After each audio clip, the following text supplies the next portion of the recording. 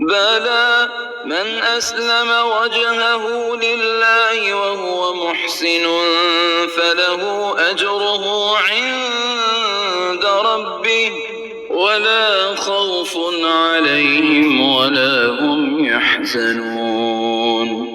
کیوں نہیں؟ قاعدہ یہ ہے کہ جو شخص بھی اپنا رخ اللہ کے آگے جھکا دے اور وہ نیک عمل کرنے والا ہو، اسے اپنا اجر اپنے پروردگار کے پاس ملے گا، اور ایسے لوگوں کو نہ کوئی خوف ہوگا اور نہ وہ غمگین ہوں گے۔ اب یہاں پر وہ یونیورسل ٹروتھ آ رہا ہے، بلا من اسلم وجہہ للہ وہو محسن۔ کیوں نہیں؟ ہر وہ شخص کے جو اپنا چہرہ اللہ کے سامنے جھکا دے اور وہ محسن ہو، اس کا رویہ صدق پر، سچائی پر، حسن کردار پر مبنی ہو، سر کا جھکانا منافقانہ نہ ہو، جزوی نہ ہو کہ کچھ مانا کچھ نہیں مانا۔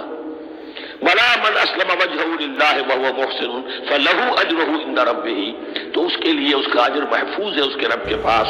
ولا خوف علیہم ولا هم یحزنون، نہ ان پر کوئی خوف ہوگا اور نہ ہی وہ حزن سے دوچار ہوں گے۔ یہ دوسری آیت ہے کہ جس سے کچھ لوگوں نے استدلال کیا ہے کہ ایمان بالرسالت ضروری نہیں ہے۔ اب دیکھیے اس کا جواب وہی ہوگا، نمبر ایک تو یہ ہر جگہ پر ساری چیزیں بیان نہیں کی جایا کرتی، کوئی چیز کہیں بیان کی گئی، کوئی کہیں بیان کی گئی ہے۔ کتاب کو لینا ہے تو پوری کو پوری ایک کتاب کی حیثیت سے۔